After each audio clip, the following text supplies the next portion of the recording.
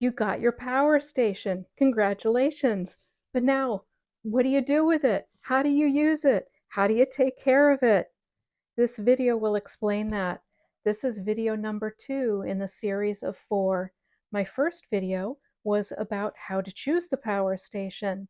I included a very easy to use worksheet that helps you figure out what wattage you need and how many watt hours you need in order to run the appliances that you want to run for as long as you want to run them. And this video is going to be about how to use that power station. Video 3 will be about battery banks and the associated components, and video 4 will be about solar panels. If you'd like to be informed of when those videos are released, then click subscribe and click the bell, and you'll be notified when they're released. All power stations work pretty much the same way. They all have power buttons that you need to press in order to turn them on. And once you do, you'll see a display that will show the input, the output, and the battery charge. So this one is showing 0 for both the input and output because I'm neither charging nor discharging.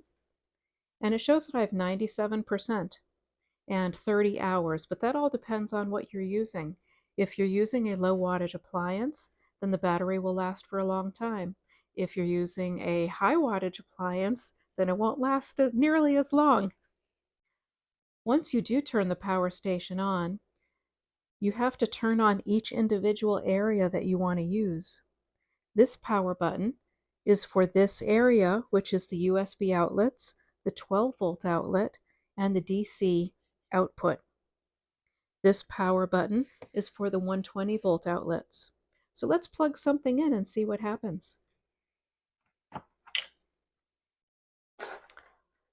And you see that it turned off, just like your phone and your computer. If you don't use it for a while, in order to conserve battery power, it will turn off. So let's turn it back on. I have this extendable USB plug. It has USB-C, micro USB, and Lightning. And it pulls out to different lengths. And then to retract it, you just pull it and let go, and it fully retracts. It's really convenient for the car or camping. So I'm going to plug this in. I have this USB rechargeable lantern that I will plug in as well.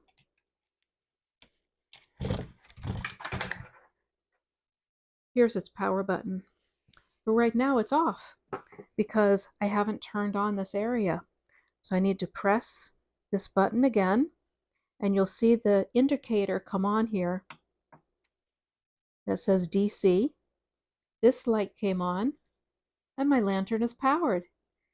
If I turn off this by clicking again, the indicator light went off, the DC indicator went off, and so did my lantern.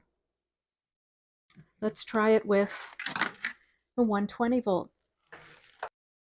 One of the things I mentioned in my first video was about surge, and that's when something needs a little extra oomph. Heaters often need an extra oomph. It's kind of like preheating a skillet. In the beginning, you turn the heat up high, and then once it gets to temperature, you turn it down so it's more of a steady heat. So it's the same thing with this heater. When I first turn it on, it will need a little extra power, but then once it gets to temperature, it will settle down to the 200 watt range. So let's try it out. I'm going to turn on the power station.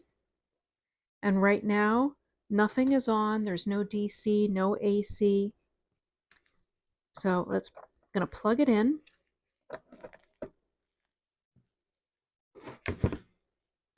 I'm going to hit this power button.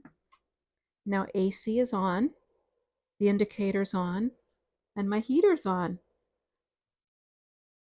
You can see here that the output is 345, and it's going down as it heats up. It's going down further and further, and it will settle at about 200 watts. There we go. Looks like it's settled. Let's turn it off.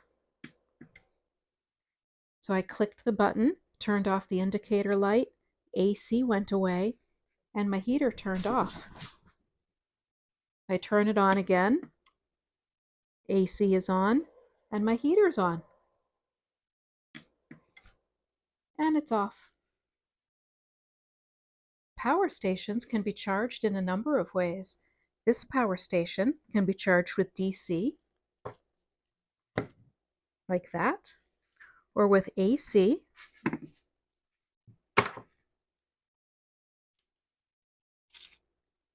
like that. This power station is charged with XT60 or with this same AC cord. So let's charge from one to the other.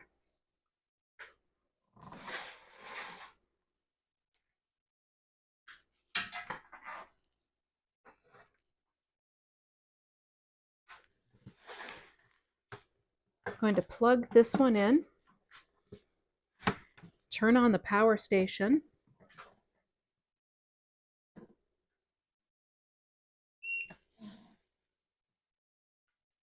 so right now nothing is on. It's showing 0 wattage output and input and 72%. I'll turn on the area for the AC, and now AC is on. Plug in this. This comes on automatically.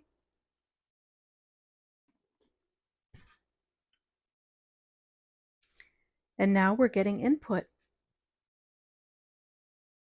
This is charging right now at 263 watts.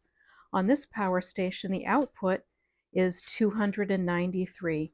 There's sometimes a disparity between the output of one and the input of another, or the input of two power stations. You might have the same device and put it on two different power stations, and it shows different wattage draw. And that's just because of the battery management system, how it's calculating the wattage that is being outputted or inputted.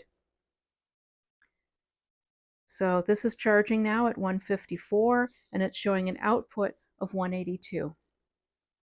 Let's charge another way. XT60 is one of the standard solar outputs, and this power station has an XT60 port. So I'll plug that in, and I'm going to plug this into the USB outlet. I'll turn it on, and right now there's no input, no output on either of them because I haven't activated this 12-volt port yet. Even though the power station is on, I have to push the button to activate it. So the green light came on. DC is indicated here. And now it's starting to output. Slowly going up. And this is slowly going up, showing input. If you found this information helpful, please click like. It will help YouTube know that you liked it, and then they'll suggest this video to others who might also find it helpful. Another way to charge your power station is with a solar panel. This portable solar panel has an XT60 plug, which I can use with my Servomaster power station. But for the BLUETTI, I need a DC. So I need an adapter in order to use this solar panel with my BLUETTI. There are lots of different adapters on the market. I'll put a link to one below that has a lot of different connectors that you can use. So one of them will hopefully be compatible with your power station, as long as you don't have one of those proprietary plugs. Power stations can also be charged from an alternator charger. That's a device that's installed on your alternator, and it can charge your power station at a much faster rate than using the regular cigarette lighter outlet.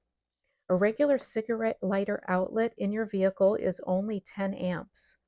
So if you have a 1,000 watt hour power station and you're trying to charge it with this 10 amp charger, it can take 10 hours or more to charge it.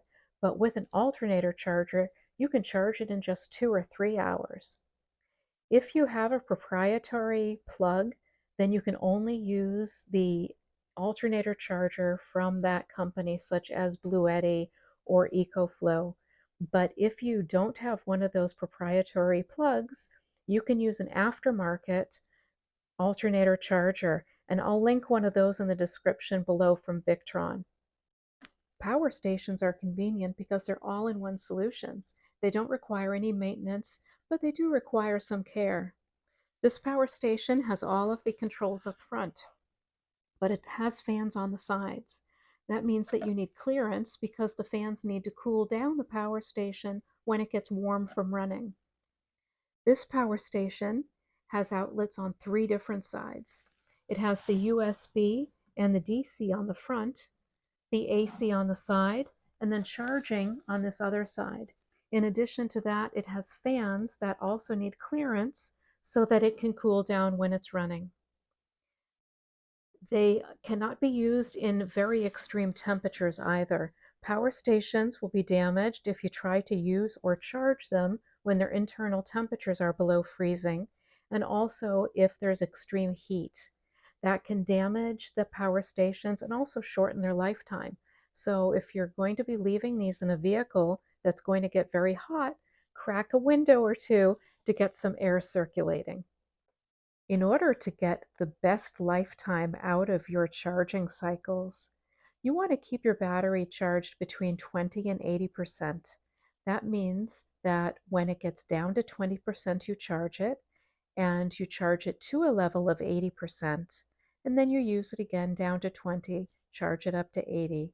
But the battery management system inside the power station is designed to be used to 100% charge and discharge to 0%.